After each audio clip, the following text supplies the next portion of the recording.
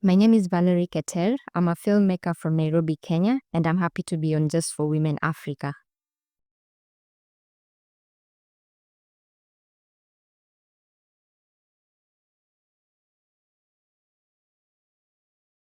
What inspired you to start Filmset Africa?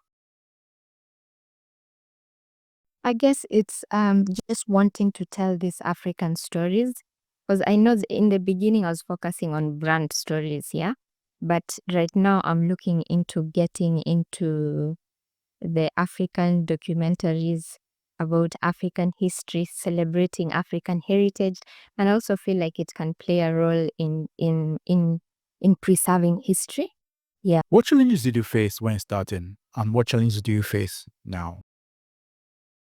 So when I was starting, first of all, there's some things that you wouldn't know about, like let's say the licenses that you need. Sometimes you feel like you'll just jump into the work and then things will fit in. So some of these licenses you have to be very aware. And then the other thing I wasn't really good with was the taxation system. So there are things that you're supposed to submit every month. Like I wasn't really aware, so you get fined for that sort of thing. Yeah. So by the time now you get an accountant to help you do these things, it's like a few months of breaking the rules without knowing. Yeah. Then currently there's so many challenges, but one thing, of course, and I think most creatives will agree with me here, or people doing the sort of the same industry, delayed payments. Oh my. Oh my. Yeah. So what happens is most of the payments are supposed to be like maybe up. They will pay out after 90 days or how many, 45 days, depending on the company. So you find that this time comes and the payment is not remitted on time. So what happens to the company is you'll start facing cash flow challenges. So one thing that I've had to learn is operate on like 4 months ahead, like plan, like maybe even 6 months if you can. But for now, 4 months ahead, you plan 4 months ahead so that you kind of anticipate the delays already. So this is something I wish like we were told early so that we're not getting shocked, oh my, like the payments are not here. So meaning we can't pay the actors. The actors are complaining. Like there's just so many details there that yeah, like I wish like we would just all sit down and talk with the brands and just like so that they understand our perspective as well. How did your background in marketing and advertising shape your approach to storytelling? Yeah, so being in the marketing and advertising of industry, of course, was an eye opener, especially in the processes that are involved into getting the best you can out of a story. So first of all, and also building the networks. That's the other advantage of being in the industry, because with production, you can't really work as an island. It's mostly a collaborative effort. What makes Filmset Africa different from other production houses in East Africa? I don't know if I can see any differences, but this is what I think personally. I think for us, it's mostly we're focused on the do good side of the industry, really telling the stories that will preserve the history of our continent. Because most of the other production houses probably they are looking at the commercial side of things or just entertainment, the dramas. I know for drama and entertainment, it's mostly to as much as they're showcasing what the society is right now and in a way that that's still preservation of our heritage, I feel like us what sets us apart is the fact that we are now focused completely on telling these African stories. How do you ensure the stories you tell remain authentic and impactful? By looking back at what we've already done before and really gauging these different parameters, figuring out what is it that we communicated, how are they creating impact, and what can we do in future as well. Yeah. How do you get your stories you tell for social media? For most of them, it's like some dots just connect, and I'm like, okay, we need to talk about this. So it's a process where I expose myself to a lot of history, whether it's in books, whether it's other documentaries. And also, I grew up watching a lot of history documentaries, like not just from Africa, but from like other cultures as well, or National Geographic, or yeah, it was a National Geographic or Discovery Channel. So these are sometimes I'll just think about, okay, what happens, what was happening, let's say in the 1400s in Africa, what were the dominant kingdoms during this time, what were they doing? So I'll just get into that space and find out, okay, what information is available, what has been written on it.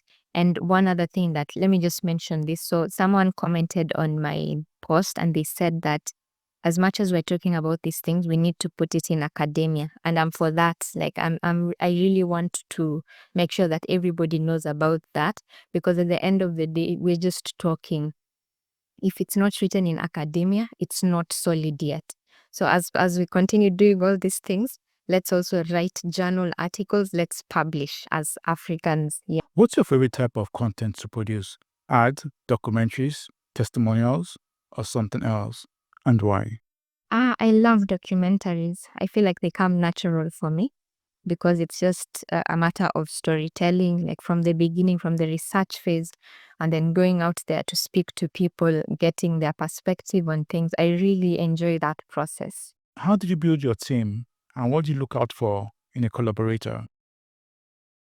Okay, so my team is mainly formed by collaborators. Like I wouldn't say they're employed. No, I haven't found that in our industry. So as I was observing here in Kenya, most production houses are made up of collaborative individuals, because with every shoot you find that you need about 40 people. So you can't really employ 40 people when you have maybe 3 shoots in a month. Yeah. So most of the time it's a collaborative effort, and it's based off of the connections that we've made in the industry, the networks, the people that I've met, or sometimes they are by referral. Let's say we have a shoot coming up and we're looking for a director who does this specific thing. We of course reach out to them and make our pitch to them.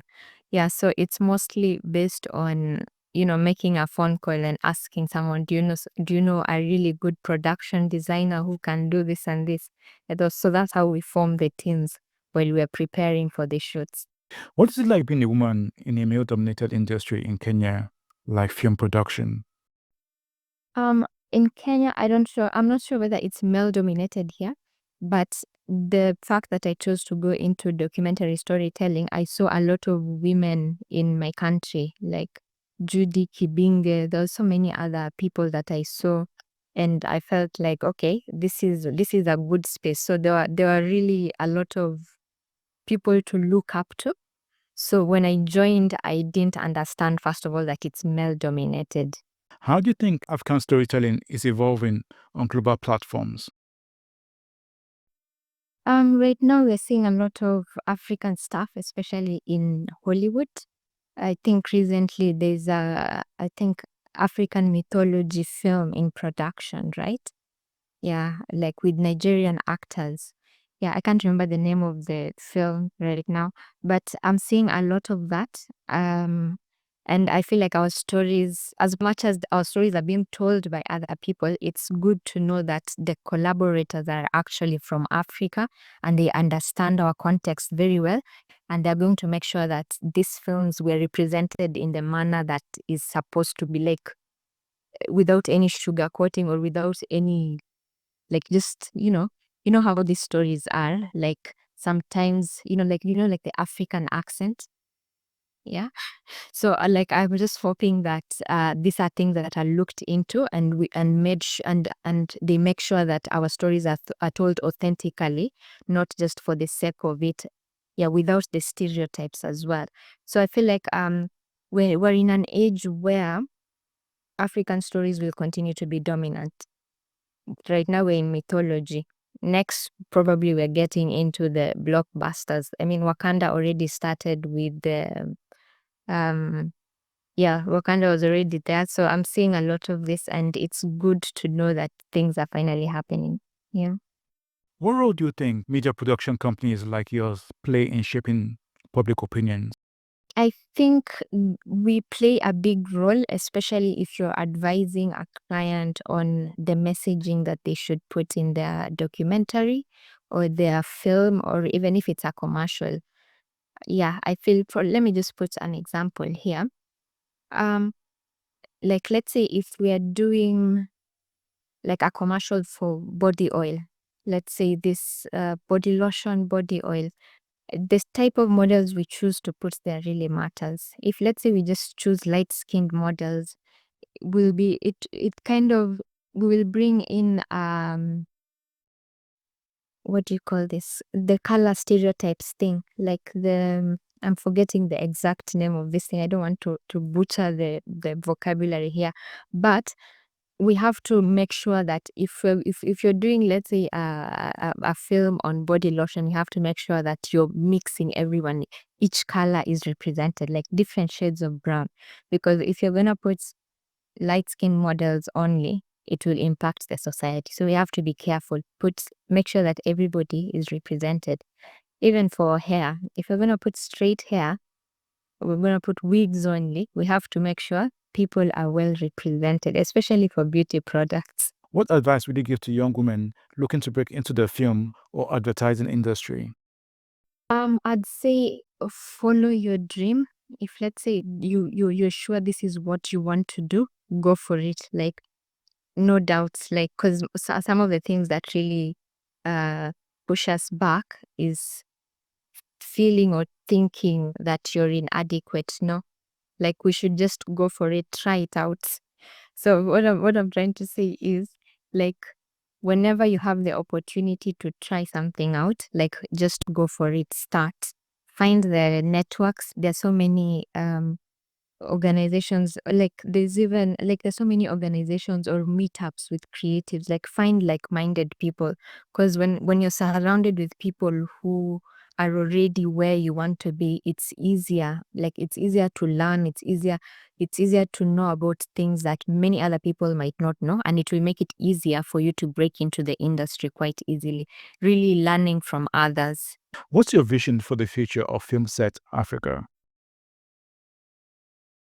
We want to produce the like very big blockbusters on African film, African stories, African mythology, that sort of thing. So let's say, the stuff like I know Mansa Musa is already being produced, but that sort of thing, like really like coming up with this, reenacting these things in a very lively manner with all the details. There are no stereotypes, our story as it is. Yeah, really entertaining African audiences, and making sure that as we do that, we're also learning our history and we're preserving it as well.